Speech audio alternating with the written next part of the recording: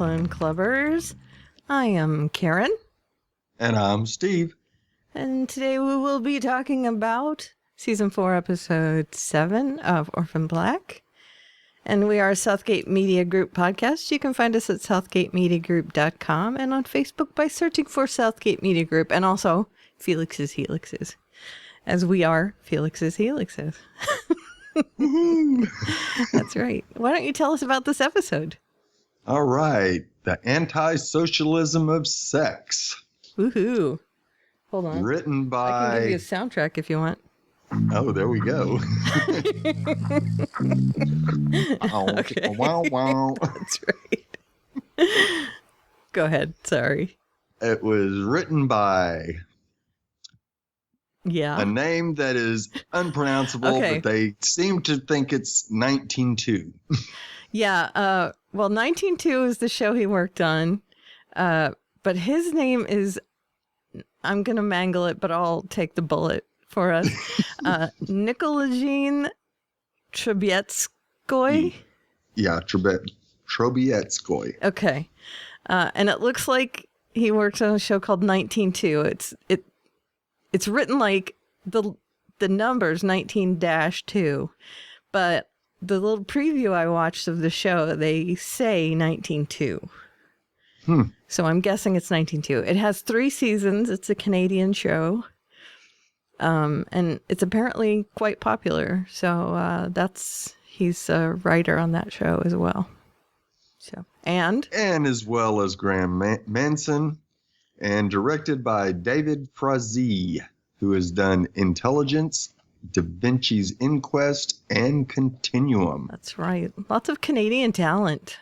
Yes. Big time. Yes.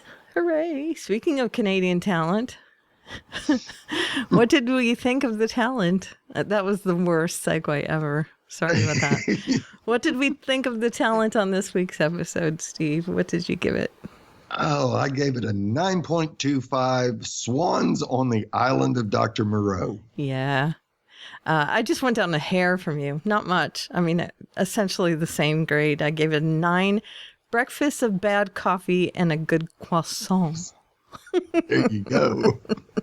Yeah, I like that that's her breakfast. And I love that they give these little details like this to us, that we learn so much through their tiny details. And that's just a quirk of their writing. And it brings us into their world, which is wonderful. So, all right. So storyline titles. And I have some details here as well. So I'll give the storyline titles and then we'll discuss them. The A story would be The Most Important Sestra. And there's some irony in there. We'll get to that in a second. B story is Horror Story. C story is Swan Song. And here's my bonuses. Crystal Clear with K. Clear. Ducoing it out. That's how you get ants. Do you want ants? Because that's how you get ants. And it's ants spelled A-U-N-T-S. Pretty as a Peaches, because our guest star this week was the, I don't know, is she an alternate rocker? What would you call her? I think that's probably what I would call her. Yeah, because she's kind of alternate. Peaches is her name, who was playing in the club. Her name is Peaches. And I think the one thing that hit me was the mirror storyline of ghosts. There was a ghost story happening in 2 different storylines. And the huge difference between the ending of both of those storylines. Yeah. The one that you thought would end badly didn't, and the one that you thought would end innocently also didn't. Yeah. So there's that. And then I would like to talk about Kira a little bit. About what our perception of Kira is, because my thoughts about her are in flux. I really do wonder what is happening with her. Can we talk about her real quick right up front? Sure, let's go ahead. So she knew right off the bat that something was going on with her mother. Mm-hmm. And she hadn't said anything about it until her mother left. And one of the things that struck me when I watched this is it intuition, or is she actually kind of seeing what's going to happen? Because now she's not seeing Beth, but it seems to me that she's seeing her mother having these conversations with Beth. I would say that's probably true. So is she seeing what's happening in the near future, do you think? And the fact that she's meeting these aunts that she doesn't know yet, that she's actually kind of getting and I'm going to borrow this from The Flash, she's getting vibes from the future. I think that's probably a very good way to put it. That she's kind of seeing. She is feeling the feelings that Sarah is having, and she's basically picking up on the frequency of those feelings. So, and by the frequency, she can kind of tell what the mood is and what's going on. Okay, so she's not seeing that her mother is going to try and kill herself, but she's getting the feeling that she is thinking in that direction. So she gets kind of that feeling of like, my mother's thinking about self-harm. Right. That she's thinking in that direction, but she can't see the actual act of it taking place. She kind of gets these like feelings, but I think it's almost like she can see and feel future things happening, because it's not like she's reaching out and seeing her new aunts as they are right now. It's almost like she's seeing that she's going to meet these new aunts, because now she has met Mika, and I feel like maybe she saw that she was going to meet Mika. Does that make sense at all? Sure, because she made the comment that she could feel some that she hadn't met before. Right. And I feel like maybe she just wasn't sure how to say that, and she may have meant, I haven't met yet. Right. Does that make sense at all? I mean, Sure. Okay, I'm not sure if I'm getting that across. Like, I feel like maybe she had a dream where she met Mika, and it was a precognition instead of an intuition thing. Right. And maybe she doesn't understand it, but she is like seeing little vibes into the future. I don't know.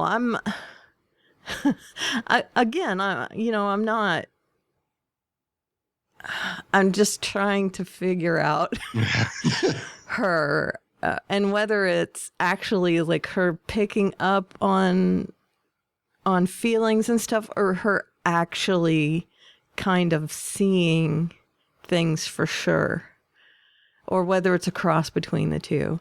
I really do think she's seeing something, though, like really seeing something, even if it's just like a flash or a vibe or a. Yeah, it makes sense, because she kind of goes into this trance where the stuff around her she becomes oblivious to. Right.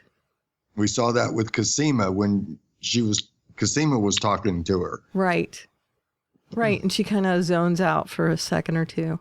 Right. So, yes, it's very possible that she is seeing something. Right. And maybe it's a little bit into the future, maybe. And that is so intriguing to me. It really is, that she is a little supernatural. And I really dig that. Yeah. I really, really do. And I want to know about it. I don't want to just have it sitting out there, although I kind of like that it's just sitting out there, right? I mean, there's something cool that they're not explaining it. You're right. That, the longer it goes being unexplained, the bigger it's going to be when it is. Right? Or if it is. Right. There's something to be said for them just kind of leaving it there and letting us stew about it. and, not letting us in on the secret, because in real life, we wouldn't ever find out, probably. Yeah. Right? I mean, it would just happen, and we'd just say that she's really perceptive, and we just never, ever find out about it. So maybe we're in that boat, which would kind of be awesome, right? Right. Okay, so let's talk about the most important sestra. And in this case, the most important sestra is Felix. Exactly. And I hope you knew that's what I meant when I wrote that down. Of course I did. Okay, good. Yeah, thank you for giving us a great Felix-centric episode. This was, even though we had stories that were based around Sarah and Cosima and Allison, I think Felix was the linchpin of this story. Oh, absolutely. Yeah, he was the heart of this episode, and he saved lives in this episode. Yes, he did. More than one. And it's very interesting that he said that Sarah is the glue that holds them all together, yet he's the heart. Yeah. And I think he might be the glue, too. I mean, in a way, Sarah is as well. But in a way, Felix is that tether. He's definitely he's the heart. I mean, there's no disputing that. Right. He is the thing that reaches out and binds them in their keeps their love together. Right. But there's also a tether there with him, and it was missing because of his sister, his real life sister. Right. And where did she go off to in this episode? Who knows, right? Right. Well, she's still back home, wherever home is. Right. And he was just brilliant in this episode. And Jordan, I just love him. He saved, 3 lives in this episode, essentially. He's on his way to save Sarah, and he has enough time to take, and I know he's thinking Sarah's going to take her own life, but he takes time out to call Cosima and let her know that the love of her life is most likely still alive, and stop her from doing something harmful to herself. Medically insane. Yeah, no kidding, right? And he also, I think, kind of pulls Siobhan back from the brink as well. Yeah? Oh, I hope so, but... Well, I think at least a little bit. She was in a stupor for part of this episode, kind of looking off into the void. And it seemed like after he had a chat with her, she was more focused on the here and now. And Right. She might still be in a bad place, but at least she is not unfocused anymore. And what she did to Sarah was unforgivable. Oh, yeah, that was brutal. Yeah. And you have the quote there. Yeah. That was just, no parent should ever say that to their child. No. You came to me an orphan. That's all you'll ever be. Ouch. Yeah. And that is... Dagger to the heart there. Yeah, not just that, but I mean, they are technically related. Yes. So that really has to sting. Like, I could see why it would push Sarah closer to the edge at that point. And she's already hurting over blaming herself. Right.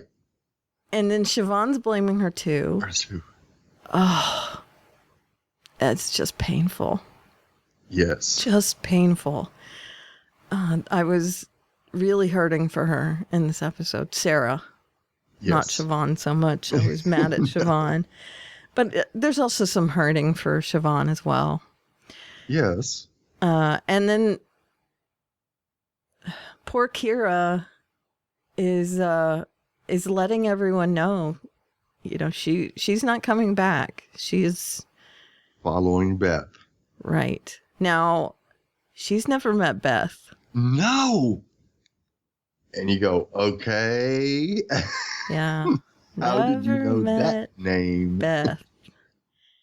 Yeah. And they don't even blink at that, right? No.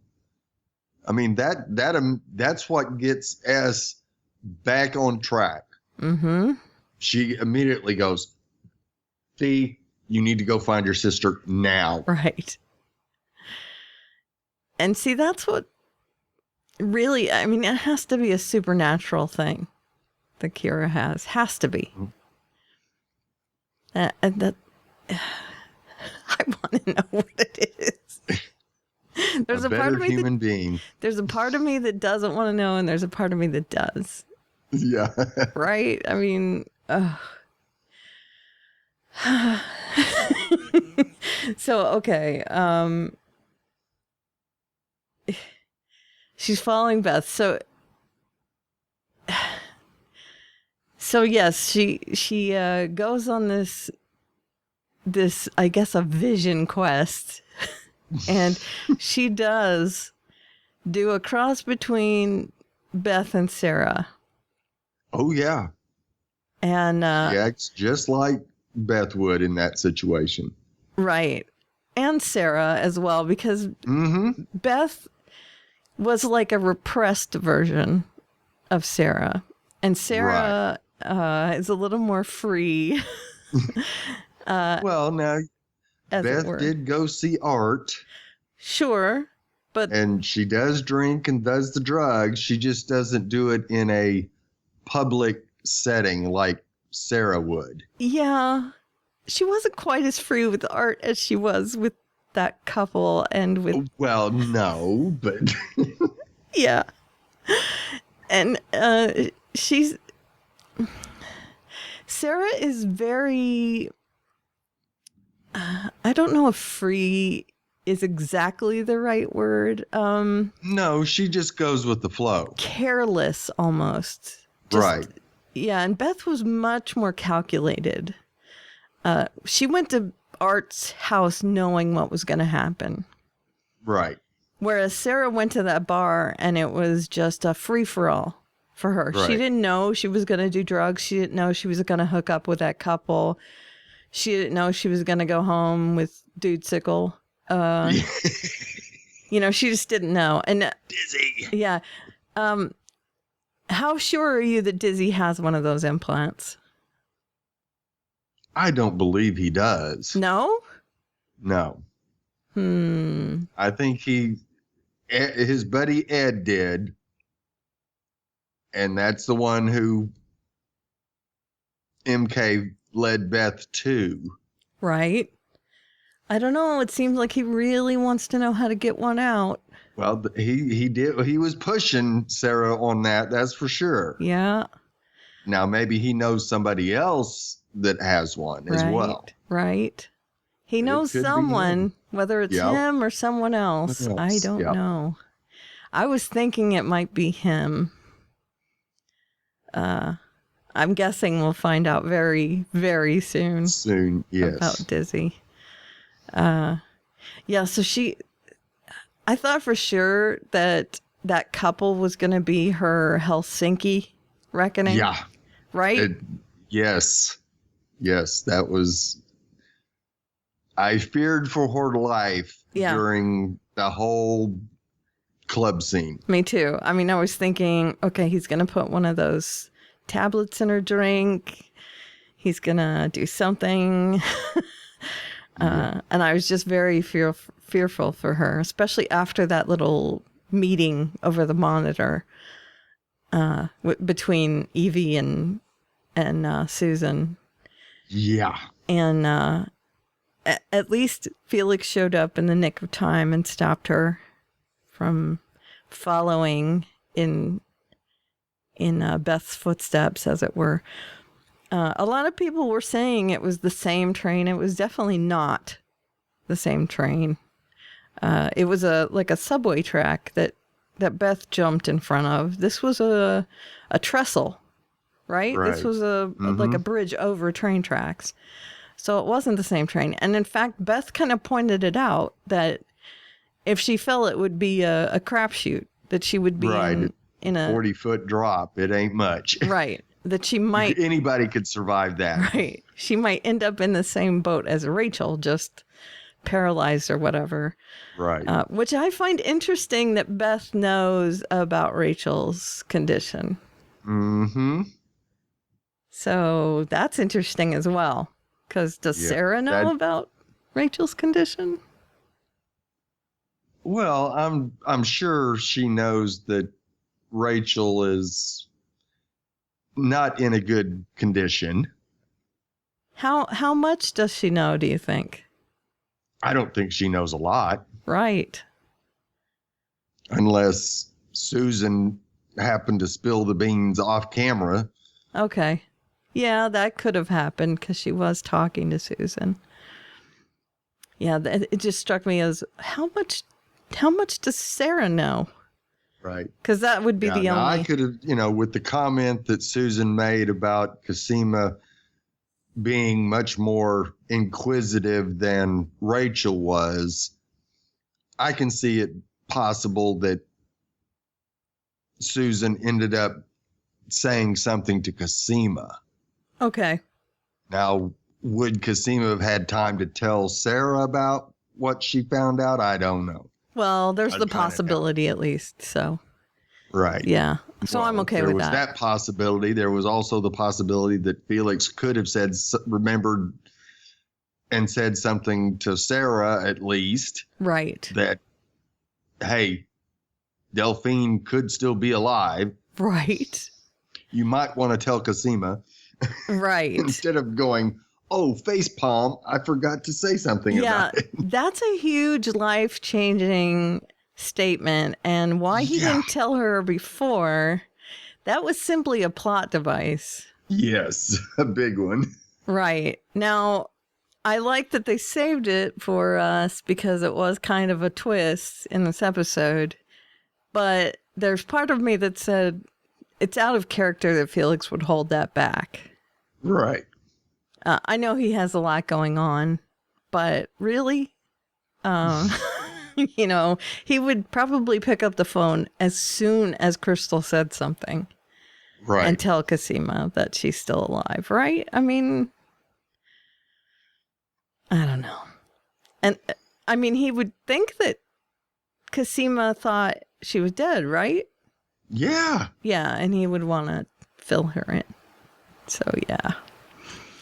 Yeah, I was a little taken aback by that as well. So Felix was the hero. It played well into the plot. Right. Yeah, I'm okay with how it played out, but there was part of me that went, "What?" I mean, the fact that we didn't know about it until he said it in this episode. Right. It was okay that we didn't hear about it yet, but Cosima should have known by now. He should have told Cosima. But yeah, all right. I'll give the writers this one conceit because they're so great. Yes. Maybe something happened and he got caught up and he couldn't get to a phone. Maybe, I don't know. Let's just assume something, it caused the knowledge to skip out of his mind all of a sudden. And all right, let's give him that. Fudge. Right. And how wrenching was it to see Allison writing that card at the beginning of the episode? Oh, God. Speaking of fudge. That had me hurting as well. Mm-hmm. Poor Allison. Yes. Not knowing how to express her condolences because she's so repressed. But knowing that Siobhan is hurting so much and wanting to send flowers and just and then being filled with remorse for how bad a person she is, and the foreshadowing there. Right. Confessing to all her bad deeds. And then what happened at the end of the episode to her husband. Yeah, not great. No. And what possibly could happen to her as well. Right. This could be the very beginning of Evie's plan. Oh, it is. I'm sure it is. Mm-hmm. This is one tendril of her. Yes. Her own personal Helsinki. Yeah. And Duco is her Ferdinand. And I have a feeling we're going to see Ferdinand become our hero in that regard. Right. He's going to go on a crusade to maybe get rid of Duco. Yeah? Yeah. Maybe he and Art work on it from that angle. Art was unhappy. Oh, God, yes. Art stepped up. And even though Duco has the dirt on Art, he managed to get in a couple punches even after Duco revealed what he had on him. Mm-hmm. He said, "So where's the next punch gonna go?" And he was like, "Here, blam." Yeah, that was great. I like that. I really enjoyed that. I think so. Duco is becoming the new Angie. Yes. And for those of you that haven't listened to our podcast before, I hate Angie with the fury of 1,000 suns. I hate her so much. Duco is just the worst, and I want to take those earmuffs and choke him with them. Yeah.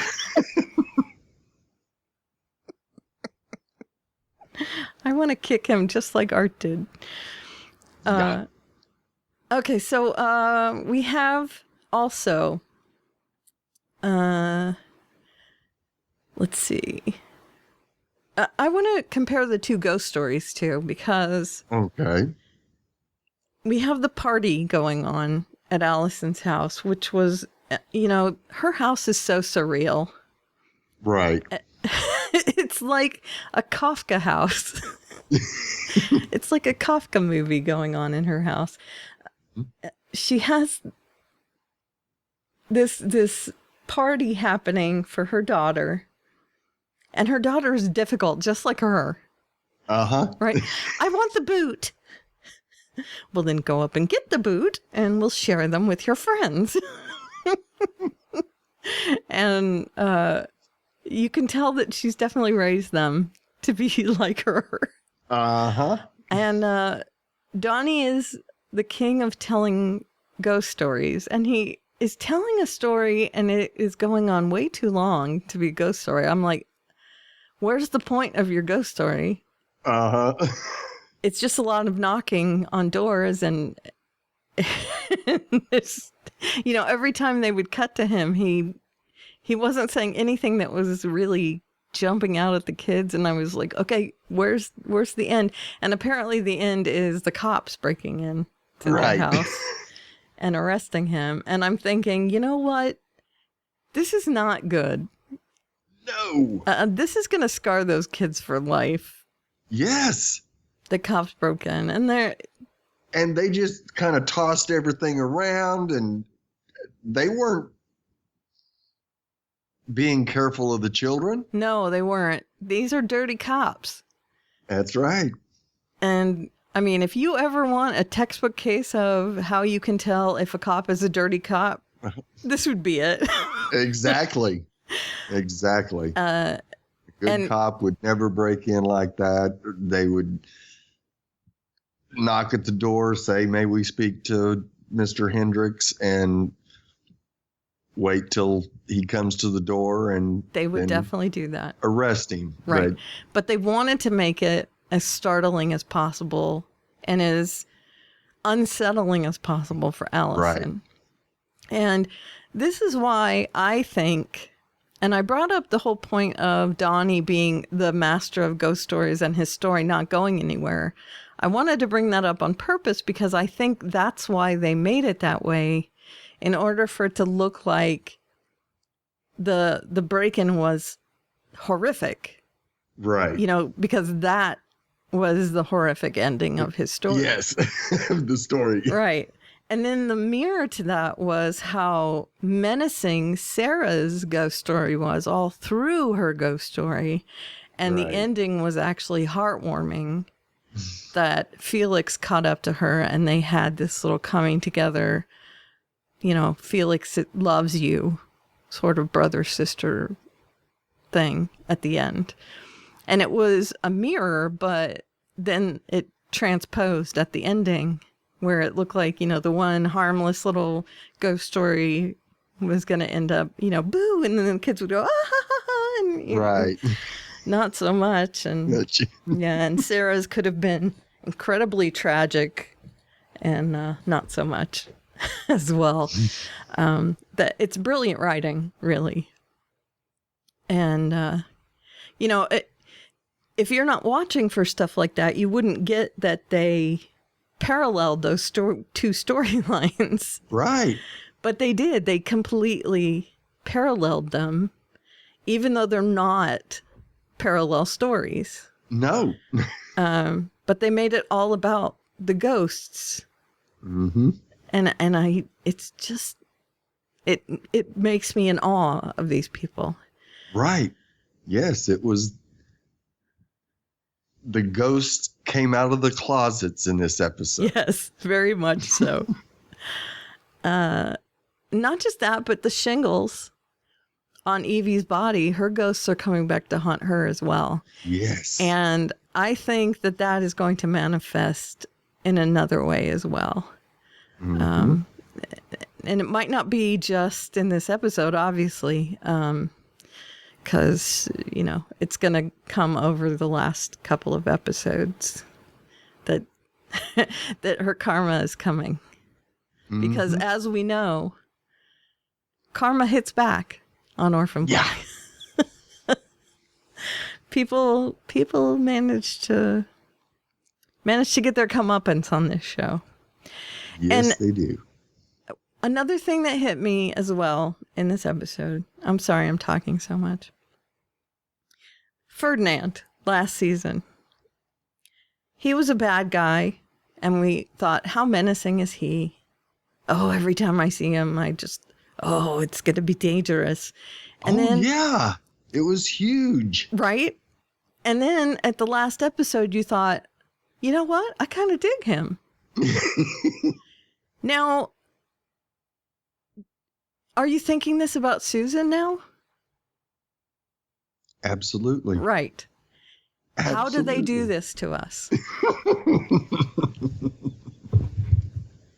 And science. A little bit, Rachel. I still am not 100% on Rachel. Sorry, writers. No, not yet. You got a ways to go yet. Yeah, I'm still not incredibly sympathetic to Rachel because she did get slapped down pretty good by Evie there. She did, but yeah, did it affect her as much as some of the others that got slapped down? No. Probably not. Right. I don't know that she'll ever learn from her mistakes because she seems very, very non-remorseful. Yes. She always seems very entitled to whatever is happening around her. Yeah, and yes, it's fortunate you found such an ineffective means of suicide, right, Ira. Right. Oh. Right. She has a way of tearing someone down even when she should be vulnerable and she should be forgiving. Mm-hmm. And that makes her very non-sympathetic to me. Yes. But Susan has been torn down and she's showing it. Yes, she is. And I feel like I like her more now. And it floors me that they can do this with a character. That they can take a character that I wanted to hate really bad. And I can't. I just can't hate them. And now you look at both the parents of the lead of clones, and you go, they really weren't that bad of people. Right? They really weren't. They were in it for the right reasons. Yeah. They were trying to come up with a way to breed bad things out of people, essentially. Right. And Evie is trying to make clones, period. Is trying to make like a perfect human being. Not to do it for science's sake. No, she's in it for the money. Right. Exactly right. And she is just, oh man, the way they turned that too was brilliant last week. Just turned her on a dime into this evil person. Yeah, crazy. And even though we didn't see Crystal this episode, just to have her impact on this episode so hard was crazy. And of course, if you're a fan of sexiness, welcome to this episode. Wow. Right? There was a lot of that. Yeah. And I have to also say, I'm not going to harp on that. There was just a lot of it. Yes. And also Peaches. The song she sang in this episode is also the theme song to Full Frontal with Samantha Bee. And if you don't watch that show, you're missing out. She was a correspondent on The Daily Show, and it's like a news and comment show, you know, along the same lines, except she focuses on one issue. And it's a really good show. And that's where I know Peaches from, is from her doing the theme to that song, the theme to that show. So, and it was interesting to see her, because I had never seen her. What she looked like. So yeah. And then we see the swan. Now, from the mythological Leda, the swan is part of that mythology. Yes. So what is the deal with it showing up in her eye? Well, let me tell you. Okay. That eye is electronic. Right? We know somebody who has proven that she can hack just about anything. Mika. Yes. I will lay almost anything on that is Mika's doing. Brilliant. That's brilliant. Mm-hmm. And using the swan, I can see Mika doing that as well. Yes. Yes, because she uses the dolly mask, which is symbolism for her. As a clone, yes. She's into the symbolism. Mm-hmm. Oh, that is a brilliant theory. Thank you, Steve. I never thought of that, but that's brilliant. And they gave us that huge clue with it glitching out. So we know that she's actually seeing it, that it's not just her having a fall and it, you know, being loopy. Right. So it's actually in her eye, and her eye's electronic. So yeah, she must be getting hacked. Mm-hmm. Oh, brilliant. And she's also hacking into Kira's computer. Yes. So what is she going to talk to Kira about? I'm guessing we'll see that next week as well, right? Yes. So if that's true, which I'm betting it is, now that you say it, it seems obvious. We had her twice in this episode. So it looks like she'll be in next week's episode for sure, right? And from the description of next week's episode, I'm hoping Helena's back. Yes. So I'm keeping too. my We fingers need Helena back right. badly. I want her back. Big time. Mm-hmm. Big time. And I really want Felix back in the story. I mean, this week was a promising start to that. Yes.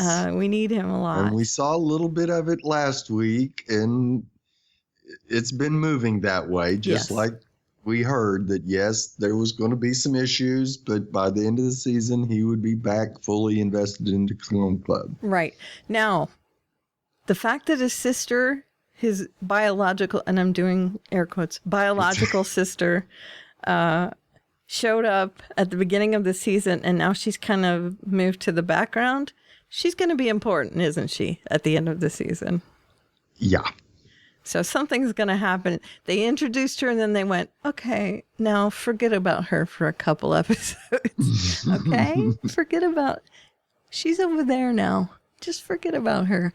They do that when they want to introduce someone and then do this, ha, you forgot, didn't you? Exactly. Yeah. So I'm thinking that they'll bring her back up. At least I'm thinking that. Yes. I don't know for sure, but yes. Yeah. No. I there is no doubt in my mind when Donnie told Allison, call someone. oh, she's a lawyer. That's right. Yes. Brilliant. Oh, you're on it. You're on it this week. Because, of course, Allison is going to call Felix and say, oh, my God, they took Donnie. What do I do? What do I do? What do I do? Right. And Felix says, oh, my sister's a lawyer. I'll have her there shortly. You're on it this week, Steve. I must be losing it. Yes. No, with with as much emotion that was in this episode, it was very difficult to pick out some of these little things that I managed to snag onto. Because it was tough. Yeah. I know. Little moments were difficult when it was such a big theme episode. Yes. I love all the quotes we came up with, though. We said a couple of them. Yeah. We came up with you came to be an orphan, that's all you'll ever be. Ouch. Stabby. Stabby. Like it or not, she's the glue that's holding us all together, from Felix. Rachel says, yes, it's fortunate for you found such an ineffective means of suicide, Ira. Also, one of the things that was creeptacular for me in this episode is when Ira calls Susan mother. Right. Creep-tastic. Because I don't know about you. Yeah. We had this discussion before. I don't sleep with my mama. No. Okay. Evie says Rex much? right. Evie says naive clones are being cut loose. No need for a Helsinki event. Their days are numbered anyway. However, Sarah and her self-aware sisters are still a threat. They won't get such humane treatment. That's during the little conference call. The most hideous conference call meeting ever. Yeah, I think that one tops any of Rachel's that we've seen. It does. Evie is much more menacing, I think. She's very cold. Shingles can kill you, though. Oh, yeah. Let's hope that runs rampant. Yeah, their new and improved bot isn't all that it's cracked up to be. There you go. Felix says somehow during Crystal's misguided but oddly effective investigation, she found herself on the trail of Delphine. Now she saw her get shot, and that's bad. But Cosima, she saw someone else pick her up, and Delphine was alive when they took her away. Which is a very nice way for him to say it. Mm-hmm. And I love that he says Crystal's misguided but oddly effective investigation. It's a nice way to put that as well. Beth says, there's more than biology between us, Sarah. There's something else. You can feel it too. And that's where I get the Kira. Mm-hmm. Kira sees that. There is some kind of more connection besides the biology between them. Yep. Exactly. And it's just, that's not creepy to me. That's more just, I just want to know more. Yes.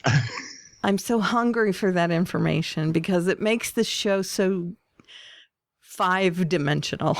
It's not even 4-dimensional. It adds that extra. I mean, there's already extra layers to it, but the Kira factor is it gives it that paranormally sort of feeling, but not in a threatening way, in a very amazing and wondrous way, which I really love. I really love her in this show. And I want Carl to come back. He's not coming back this season. I mean, I'm pretty sure we're not going to see him this season. No, but I don't think so either. We also have Allison saying, and I love this, there are hot dogs in the freezer, mister. I'm putting my foot down. And I tweeted out, pitter patter, Donnie, pitter patter. I just love that. And then, of course, Susan saying, welcome to the island of Dr. Moreau. And that is huge because, of course, that's the book that her husband gives to Kira that has all the writing in it. So that is a very significant thing for their family, the island of Dr. Moreau. I mean, it's full of symbolism about creating new life and all that sort of thing, experimenting. But the fact that it actually manifests as a physical location for them as well is a huge deal. And I just thought that statement by her was, it said like 10 different things, her saying that. So it was great. Exactly. Yeah. We do not have feedback this week, though. Oh, I know. Justina is actually, I think she's on vacation, which explains it. Yes, I can understand that. Yeah. But if you would like to send feedback, are we done discussing? Let's see. I didn't mean to cut you off. No. I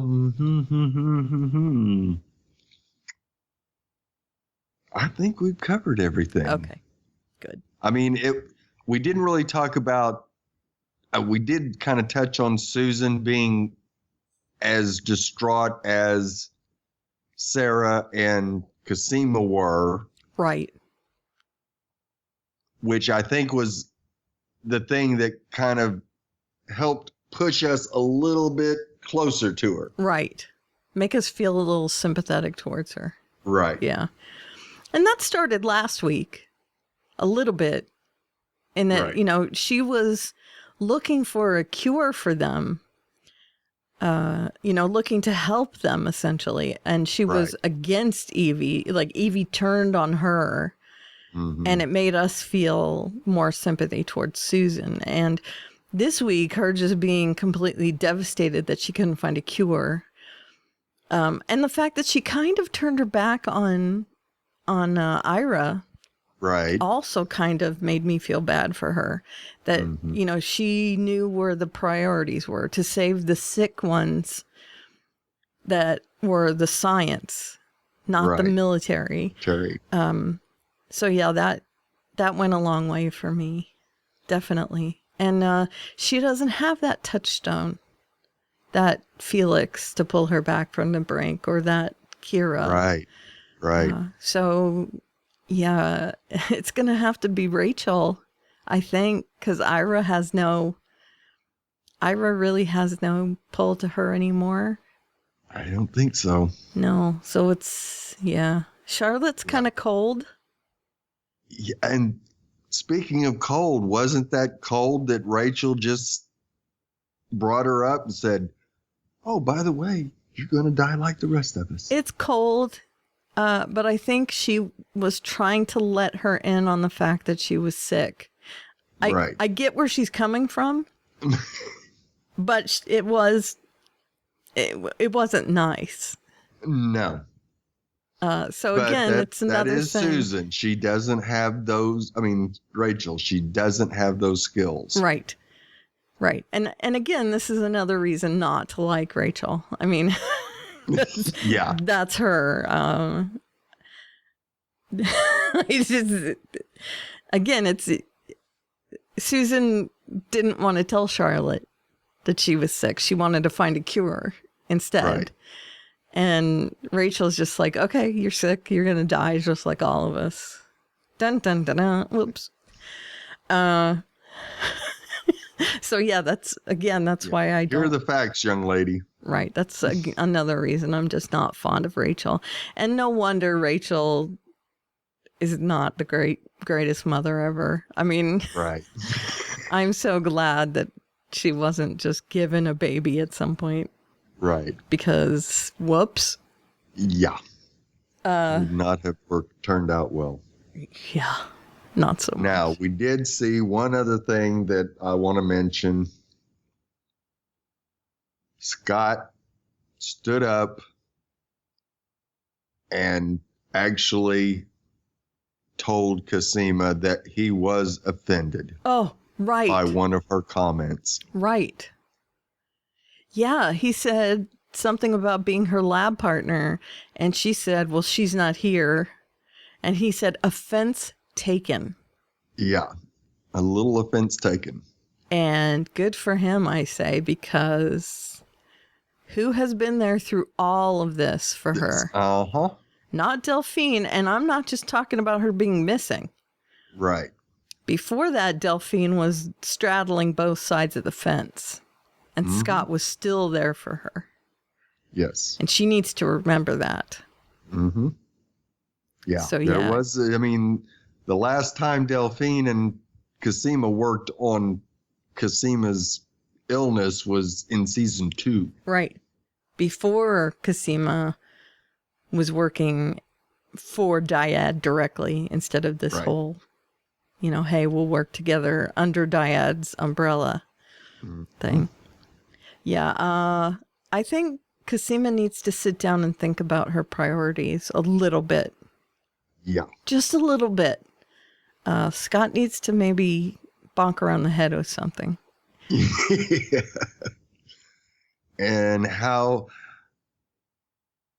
as bad as it was seeing Sarah on the bridge over the train tracks, seeing Cosima cut the inside of her mouth and almost get that maggot bot in there was Brutal. even worse. Brutal. Just brutal. Yeah. It wouldn't have killed her right away, right? I mean, but still. Yeah. Just having her do that. Willing to go to that extreme. Yeah. And I feel like it's because she just gave up. Right. She was done. I'm just done. If I can do this and get out of my life and it'll help everyone else, then so be it. Right? Mm-hmm. Yeah. And it was heartbreaking to see. It was her way of jumping off that bridge. Right. Exactly. So, yeah, it was. And again, it's, Felix stepping up at exactly the right time. Right. Even though it should have been maybe a day earlier. But still. Yeah, I get it. It was the writer giving it to us for our impact. So. And yeah, It Twitter worked. blew up. It worked for us. Yeah. Yeah, I saw a lot of. I didn't watch it live, so I had to cover up Twitter right away. But I saw a bunch of yay, yay, yay, and I was like, oh, okay, I got to cover it up. I don't want to see what that's for. And then when I watched it later on that night, I was like, okay, I see. Delphine's alive. Okay, that's what it was. Or at least there's hope. Right. I had absolutely no doubt that's what the yays were for. So, Right. So yeah. I knew it wasn't for the sex scene. Yeah. Because that's not a surprise that Sarah is a little promiscuous. Maybe Sarah being so willing to play both sides of the fence, shall we say, might. Yeah, but I don't think it would have gotten yays on Twitter. It might have gotten some steam on Twitter, but no yays. Yay was definitely for Delphine. So, yeah. Okay. Now I think we're ready for feedback. Okay. So we have no feedback from anyone this week, but if you would like to, do we have something from Facebook or anything? No. Okay. I'm just going to say, if you want to give us feedback, our deadline is Sunday at 6 p.m. Eastern. Mm-hmm. And you can leave it in several different ways. You can send us a message on Facebook or post it on our Facebook page at facebook.com/Felixes Helixes. It's /. It's okay. Yes, computer science major. Please correct Nerd. I'm a nerd. I fully admit it. I'm an electrical engineer. I should be more precise than that. Yeah. If you want, you can typey out an email and send it to us at felixeshelixes@gmail.com, and that's FELIXSHELIXES. That's right. And Gmail is GMAIL. Don't put that. I can't even spell mail right. And you can also reach us on the Twitter machine at Felixes Helixes, at Oliveria, or at Salyer Steve. That is right. Or all three. And all three. Or two of us. Yes. Or whatever combination you like. You want. That's right. Threes are good, as we saw from this episode. Right? Yes. I couldn't get it to play. So I'll stop that so I can read the spoilers. For next week, I hate saying spoilers. I shouldn't say it because it's not. This is just the press release for next week. There weren't many pictures. I put them up on our Facebook page, but the redesign of Natural Objects, Season 4, Episode 8. It's going to air on June 2nd. That's this Thursday at 10 p.m. Eastern, real time. As Allison is terrified by Neolution threats made against Donnie, Sarah and Mrs. S question her loyalty to her sestras. See, that's what makes me think Helena might be back. Mm-hmm. They actually spell it sestras. While Sarah is distracted, Siobhan sneaks out to seek vengeance. And if you notice, she was cleaning her gun in this episode. Yes. Right? Yeah, the only reason Siobhan cleans her gun is if she intends to use it. She's going to use it, that's right. Meanwhile, Cosima and Susan Duncan work together in a final attempt to discover a cure. And that was another thing I was going to ask you. Do you think Mika might have downloaded that information before the Trojan? Oh, I think it is more than possible.